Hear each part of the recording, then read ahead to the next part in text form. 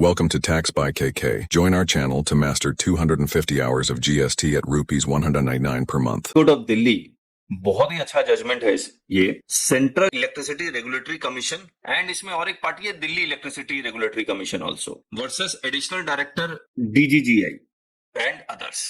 अब इसमें देखिए हुआ क्या, मैं आपको समझा देता हूं। ये जो सेंट्रल इलेक्ट्रिसिटी रेगुलेटरी कमीशन है CERC, ये कई तरह के सर्विसेज प्रोवाइड करती है, जैसे टैरिफ फिक्स करना, और इसके अंडर बहुत सारी इलेक्ट्रिसिटी कंपनीज आएंगी, उनकी टैरिफ फिक्स करना, उनको इनके बीच में अगर डिस्प्यूट हो जाता है तो उसको रिजॉल्व करना, और ऑर्डर ये सब भी पास करना, और भी दो चार सर्विसेज और प्रोवाइड करती है। अब इसमें जो भी सर्विसेज प्रोवाइड करती है ये जीएसटी नहीं देती थी, और डिपार्टमेंट ने डीजीजीआई ने कहा कि आपको जीएसटी देना होगा। तब ये case high court of Delhi में गया, और ये जो फंक्शंस जो प्रोवाइड कर रही है इसको एनालिसिस किया in the light of definition of business and schedule 3, जहां पर लिखा हुआ है court and tribunal functions will be treated as no supply. अब CERC जो फंक्शन प्रोवाइड कर रही है, whether it will be treated as business और नॉट, देखिए किस तरह का फंक्शन प्रोवाइड कर रहा है। Will also include the activities of regulating the tariff of generating companies owned और controlled by the central government, यानी कि ये जो इलेक्ट्रिसिटी कंपनी है which are owned by the central government, उनके टैरिफ को रेगुलेट करना, regulating the inter state transmission of electricity to issue licenses to person to function as transmission licensee and electricity trader with respect to their inter state trade operations to levy fees for the purposes of this act falls under the scope of supply of services और भी है। अभी question number, ये CERC का status क्या है? Is it government or a local authority? तो question 10, are various regulatory bodies formed by the government covered under the definition of government? No, a regulatory body also called regulatory agency is a public authority or a governmental body which exercises functions assigned to them in a regulatory or supervisory capacity. These bodies do not fall under the definition of government. Examples of regulatory bodies are Competition Commission of India, Press Council of India, Directorate General of Civil Aviation, Forward Market Commission, Inland Water Supply Authority of India, central pollution control board SEBI. और मैं सेबी का बता देता हूँ, सेबी का हमने अभी last session किया था 18 जुलाई 2022 को। सेबी को जो एग्जेम्पशन दिया गया था वो विड्रॉ हो गया है, तो उसको भी हम लोग अभी चेक कर लेते हैं। ये however it is essential to note that while most functions performed by CERC are regulatory in nature, the adjudicatory functions provided in subclause F differs। ये adjudicate भी करा, जैसे जीएसटी डिपार्टमेंट adjudicate करता है, अगर कोई डिस्प्यूट हो जाता है इलेक्ट्रिसिटी कंपनी में तो उसका एडजुडिकेशन यही करता है। This clause grant CERC the power to resolve dispute between licensees and generating companies related to function specified. तो company, there is one company which generates, the another company which transmit the electricity, but it doesn't extend matters to issuing license वगैरह वगैरह है। अब कहानी है, these functions will be tested on the definition of business. तो मैं business का definition निकालता हूं, अरे बंद हो गया, बताइए। Business section 2 subsection 17, business include part 1 general है, पार्ट 2 स्पेसिफिक है। अब स्पेसिफिक में लास्ट वाला इंपॉर्टेंट है, any activity or transaction undertaken by the central government, state government or any local authority in which they are engage as public authorities. क्या CERC clause I में fall कर पाएगा? Yes और no? CERC clause I में fall कर पाएगा? या definitely sir. अभी हमने क्या पढ़ा आपके साथ कि अभी क्वेश्चन पढ़ा ना, इस CERC गवर्नमेंट नहीं है। हाँ, तो जब नहीं है तो यहाँ तो फॉल नहीं कर पाएगा ना सेंट्रल गवर्नमेंट है, ना स्टेट गवर्नमेंट है, ना लोकल अथॉरिटी है। इस सेबी है government? No, not a government, regulatory body है। तो एक रेगुलेटरी बॉडी है जिसको अलग एक्ट से बनाया गया है, बराबर है। तो इसमें फॉल नहीं कर पा रहा। जब इसमें फॉल नहीं कर पा रहा तो अब हम लोग यहां देख लेते हैं, ये जो स्पेसिफिक बाकी क्लॉज है, club, association, entrance to premises, या फिर डायरेक्टरशिप की जो पोजीशन होल्ड कर रहा है वो, और जो बेटिंग करवा रहा है वो। तो यहां मतलब इसमें ये स्पेसिफिक में भी नहीं फॉल कर पाएगा। अब रह गया जनरल, जो हम और आप जो बिजनेस कर रहे हैं, जो सर्विस प्रोवाइड कर रहे हैं वहां। तो दो फंक्शन है, एक रेगुलेटरी फंक्शन है, दूसरा एजुडिकेशन की फंक्शन है। जो एजुडिकेशन का फंक्शन है, क्या वो शेड्यूल 3 के नो सप्लाई में जा सकता है, कोर्ट या ट्राइब्यूनल? ये कोर्ट भी नहीं है, ट्राइब्यूनल भी नहीं है सर। क्वासी जुडिशियल अथॉरिटी तो बनी जाएगा। हाँ बनेगा, लेकिन सर क्लियर कट वहां पे क्वासी जुडिशियल कहाँ कवर किया है? देखते हैं। Services by any court or tribunal established under any law for the time being in force. तो कोर्ट और ट्राइब्यूनल बाकी को कवर यहाँ नहीं किया है। ठीक बात। अब कहानी आती है एस्टेब्लिश बाय एनी लॉ, तो कोई भी लॉ के तहत कोर्ट बनता है, ट्रिब्यूनल बनता है। तो ये सीईआरसी एजुडिकेट कर रहा है, तो ये उसको उसका कोर्ट मान सकते हैं ना, एस्टेब्लिश अंडर एनी लॉ। हाँ, लेकिन ट्राइब्यूनल तो नहीं है। एडजुडिकेट तो कर रहा है लेकिन ट्राइब्यूनल नहीं है। कोर्ट बोले तो 100% हाई कोर्ट या supreme court. Lower court, high court. Want to master GST litigation? Join our YouTube channel today. Simply click the subscribe button and then hit join. Once you click join, you'll find 5 levels to choose from. Start with just $199 to learn the basics of GST, or go for $599 to dive into handling GST notices like a pro. We promise you the best GST learning experience. Join now and take your GST knowledge to the next level. Supreme court. ठीक है। अब यहाँ आते हैं regulatory functions. जैसे RBI के सारे function, RBI के को जितने भी एग्जेम्पशन दिए गए थे सारे हटा लिए। आरबीआई तो रेगुलेटरी ऑफ बैंक्स है, रेगुलेटर ऑफ बैंक्स है। बिल्कुल सही।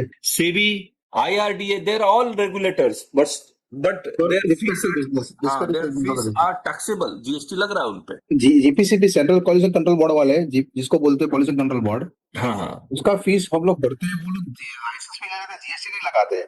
नहीं लगाते हैं तो हमको आरसीएम देना पड़ेगा। नहीं, आरसीएम तो तब देना पड़ेगा जब आप गवर्नमेंट को फीस दे रहे हैं। हाँ, तो ये तो गवर्नमेंट है नहीं, ये गवर्नमेंट है नहीं, वो लगाते भी नहीं है वो लोग। करेक्ट। यहां से पढ़ना शुरू करते हैं। That thus leaves us to consider whether the power to regulate as exercise could be said to be an activity akin to trade, commerce, manufacture, profession, vocation, adventure, voyager, and which are activities enumerated in section 2 subsection 17 clause A, जो हम लोग यहाँ कह रहे हैं कि इसमें तो फॉल नहीं करेगा। तो पावर टू रेगुलेट, अब हमने ये कह दिया सेबी, आईआरडीए, आरबीआई, इनके सारे एग्जाम्पशन हटा दिए हैं और अब उनके फंक्शंस टैक्सेबल हैं। सिमिलरली क्या सीईआरसी इसमें अगर फॉल कर जाएगा तो टैक्सेबिलिटी आएगी या नहीं आएगी? We find ourselves unable to fathom how a power of regulation which stands statutorily vested in a commission could be countenanced to fall within the ambit of any of these activities. Court मान ही नहीं रहा है। It becomes pertinent to note that while clause I also encompasses, I कौन सा था? जो government वाला था। तो हमने कह दिया था कि वहां तो only central government, state government, central government, state government और लोकल अथॉरिटी, तो यहां तो जाएगा नहीं। Also encompasses activities or transaction undertaken by the central or state government or local authority. The said clause 2 would have no application since a commission which comes to be constituted under the Electricity Act cannot be equated with the center or state government.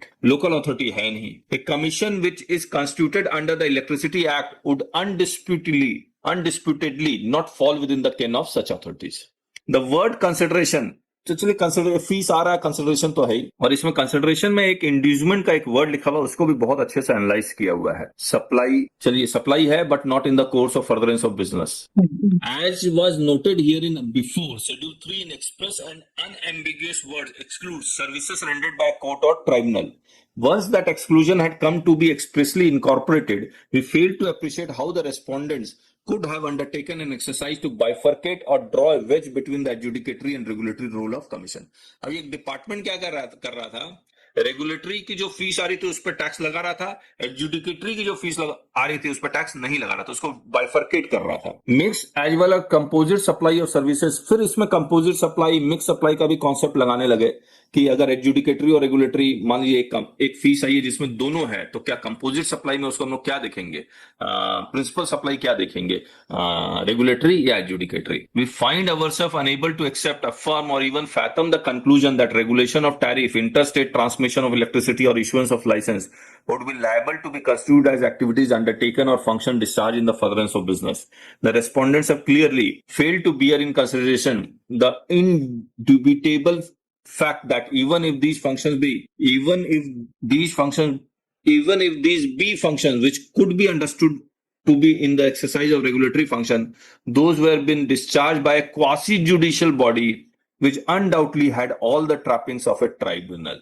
तो quasi judicial authority को भी कह रहे हैं वो tribunal ही है। The grant of a license to transmit or distribute is clearly not in furtherance of business or trade but in extension of the statutory obligation placed upon a commission to regulate those subjects. अब यहां पर यही सवाल उठेगा, why then RBI, why SEBI, why IRDA are subjected to GST? The electricity act makes no distinction between the regulatory and adjudicatory functions which it vests in and confers upon a commission. तो इसका मतलब SEBI, RBI और IRDA के act को पढ़ना पड़ेगा, क्योंकि ये जो कह रहे हैं द इलेक्ट्रिसिटी एक्ट जिसके कारण ये कमीशन बना है makes no distinction between the regulatory and adjudicatory functions which it vests in and confers upon a commission. Those functions are placed in the hands of quasi-judicial body enjoined to regulate and administer the subject of electricity distribution.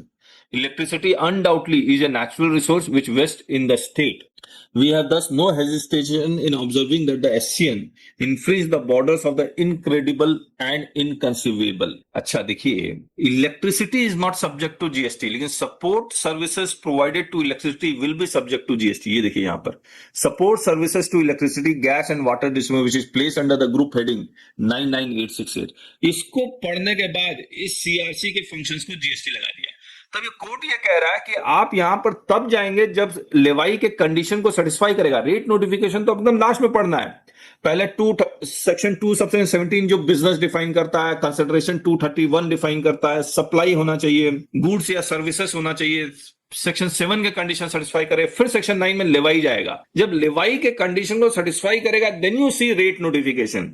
फिर rate notification देखना। आपने direct rate notification से ये conclusion निकाल लिया कि this is taxable, which is wrong. The mere mention of support services in that notification thus would not detract from the exemption which otherwise operates and stands accorded with respect to services by any court or tribunal.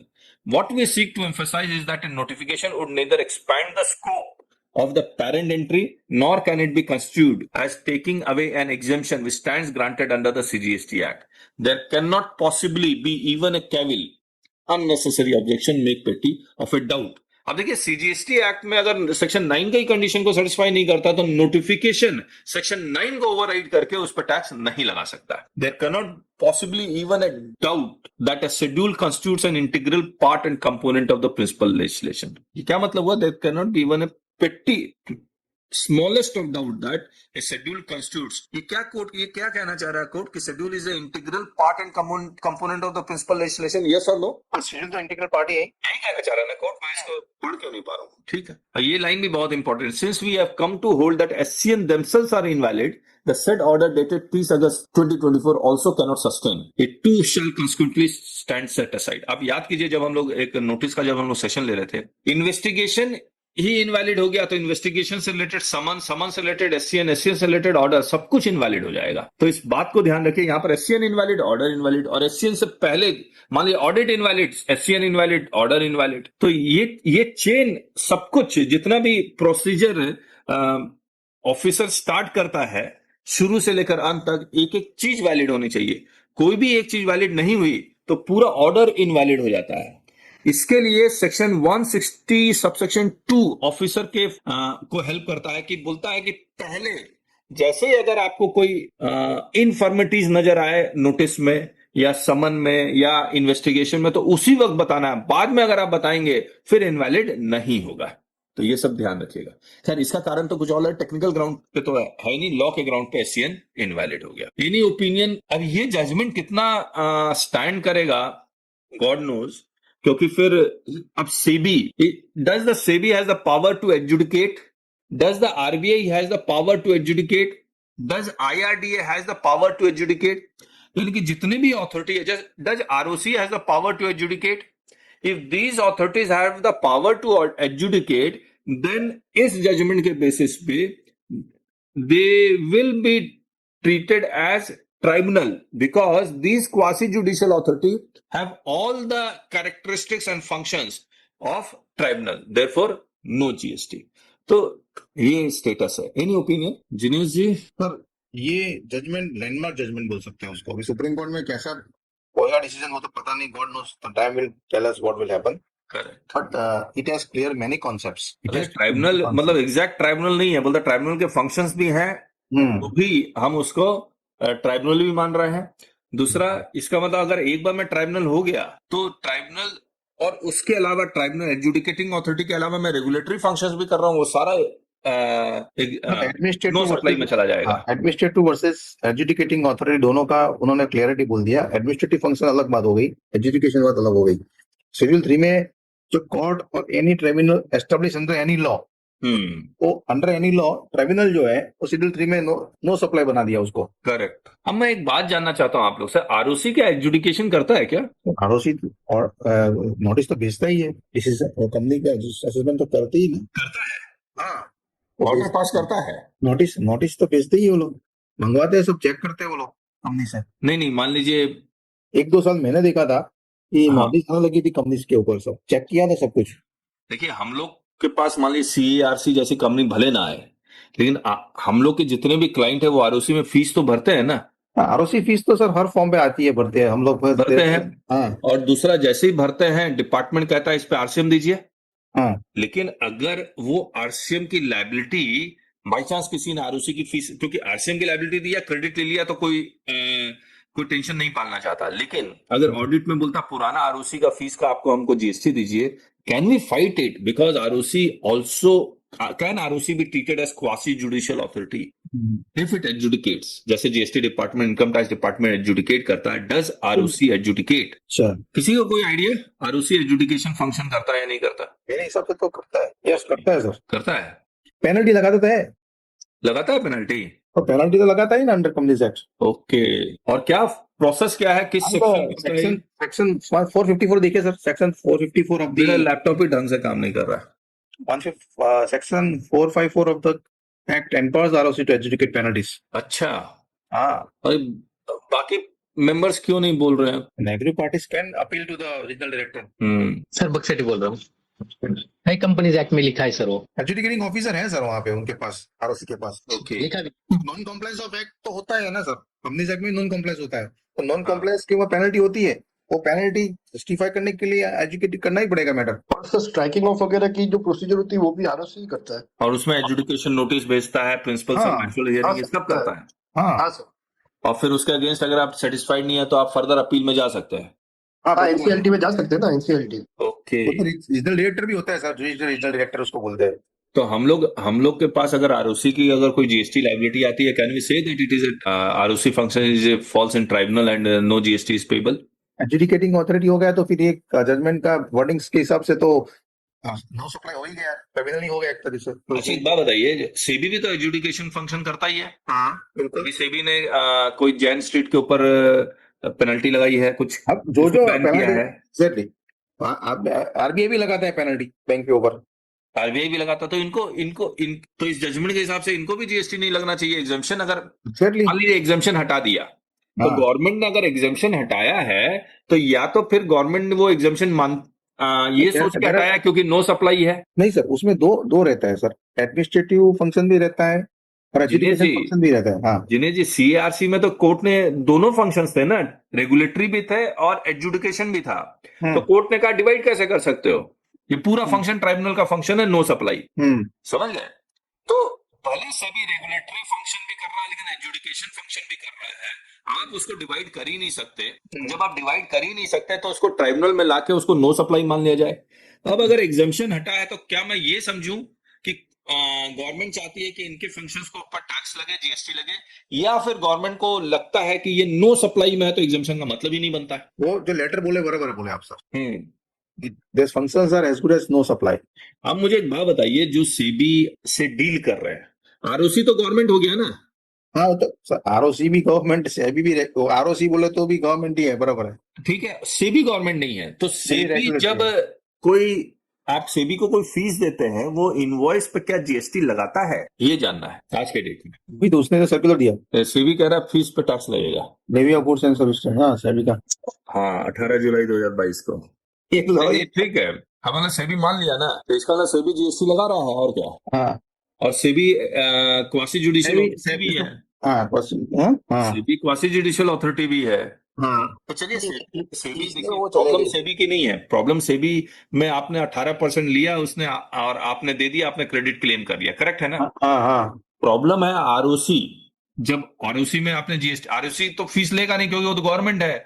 आपको audit में वो कहता है कि नहीं नहीं ROC के ऊपर आपको आरसीएम देना था, आप नहीं दे रहे, तब आपको लड़ना पड़ सकता है। समझ गए आप? क्या पॉइंट पे लड़े? जो आरओसी जो है उसका जो फीस हमने दिया है वो गवर्नमेंट का। ROC tribunal quasi judicial authority है, ट्राइब्यूनल है, शेड्यूल 3 में फॉल करता है। No supply. ओके और क्या तरीका हो सकता है? और कुछ नहीं हो सकता। ये तो फॉरवर्ड चार्ज में तो कोई दिक्कत नहीं है, अगर सामने वाला आपसे जीएसटी मांग रहा है, आप दे रहे हैं, उसे क्रेडिट ले रहे हैं।